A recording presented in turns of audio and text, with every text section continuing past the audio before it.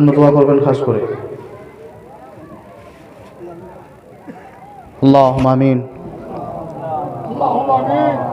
ربنا ظلمنا أنفسنا وإن لم تغفر لنا وترحمنا لنكونن من الخاسرين.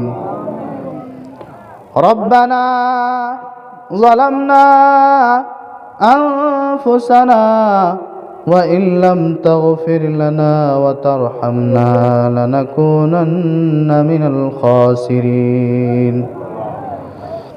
ربنا لا تزغ قلوبنا بعد إذ هديتنا وهب لنا من لدنك رحمة إنك أنت الوهاب. ربنا آتنا في الدنيا حسنة وفي الآخرة حسنة وقنا عذاب النار. لا إله إلا الله الحليم الكريم سبحان الله رب العرش العظيم والحمد لله رب العالمين. أسألك موجبات رحمتك وعزائم مغفرتك والغنيمة من كل بر والسلامة من كل إثم.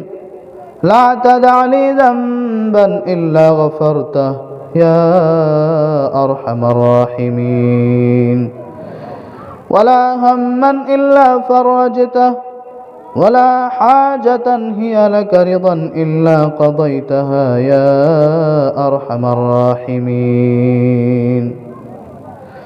اللهم اهدنا فيمن هديت وعافنا فيمن عافيت وتولنا فيمن توليت يا رب العالمين يا أكرم الأكرمين يا أرحم الراحمين. মাগরিবের পর থেকে নিয়ে এখন পর্যন্ত যত কিছু আলোচনা হলো এখানে সমস্ত আলোচনার সওয়াব হুজুর পাক সাল্লাল্লাহু আলাইহি ওয়াসাল্লামের রওজা মুবারকে তুমি পৌঁছে দিও আল্লাহ ইয়া রাব্বাল আলামিন।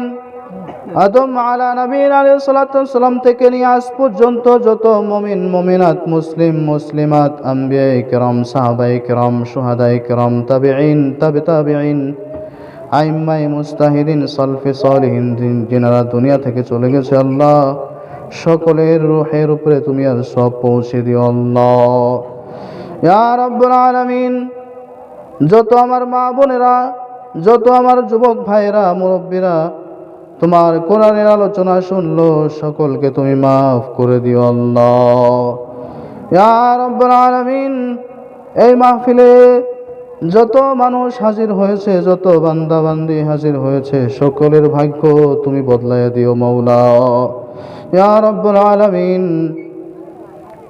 যিনাদের মা বাবা দুনিয়া থেকে চলে গেছে আল্লাহ তুমি তিনাদেরকে মাফ করে জান্নাতুল ফিরদাউস নসিব করে দিও আল্লাহ ইয়া রাব্বুল আলামিন ইয়া আকরামুল আকরামিন।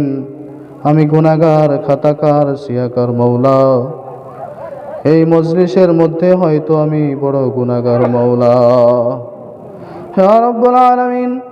আলিম উলামা আছেন এখানে হাফিজ সাহেবরা আছেন সেই সকল নেককার বান্দাদের সাথে তুমি এই গুনাহগারের দোয়া কবুল আর মঞ্জুর করে নিও আল্লাহ।